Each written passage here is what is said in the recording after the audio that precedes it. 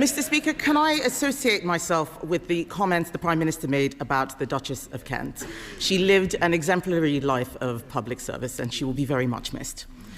And I also agree with the Prime Minister, as should all of us in this House. We stand shoulder to shoulder with Poland and all our NATO allies against Putin's aggression.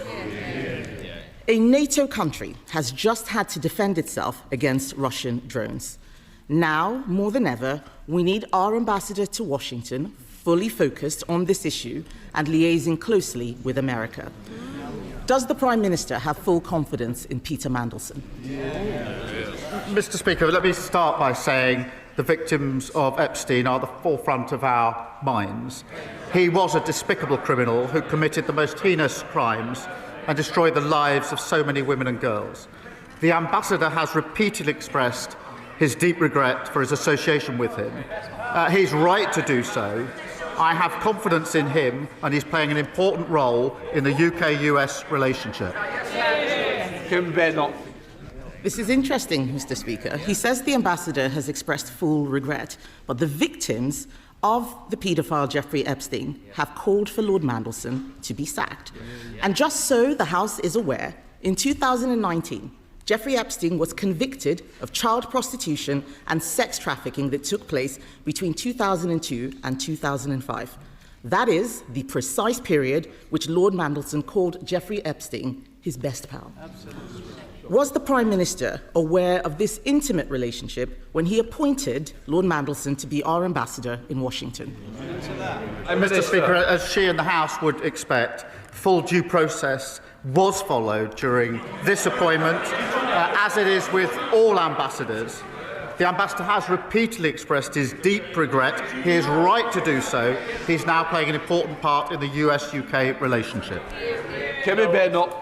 Mr. Speaker, I asked the Prime Minister if he knew. The fact that he didn't answer indicates that he probably did know. I wasn't asking a question about process, I was asking a question about his judgment. The Daily Telegraph reports today that while Lord Mandelson was Business Secretary, he brokered a deal with Jeffrey Epstein while he was Business Secretary, and that this occurred after Epstein had been convicted of child sex offences. Given this new information, does the Prime Minister really think it is tenable for our ambassador to remain in post? Mr. Speaker, the relationship between the US and the UK is one of our foremost relationships, and I have confidence in the ambassador in the role that he is doing. Kemi Badenoch. Mr. Speaker, I think it is embarrassing that the Prime Minister is still saying that he has confidence in a man who was brokering deals with convicted child sex offenders while sitting in government. That is a disgrace. This government has repeatedly refused to declare Lord Mandelson's full interests. And as part of the appointment, there will have been extensive government vetting, including details and timings of Peter Mandelson's dealings with Jeffrey Epstein. So will the Prime Minister publish all these documents, including those about his interests? Well, Mr. Speaker, as I say, full due process was gone through in relation to this appointment, as would be expected. As for the publication of documents, as she well knows, that's subject to a procedure which includes an independent element. Be subject to the usual procedure. Kemi Badenoch.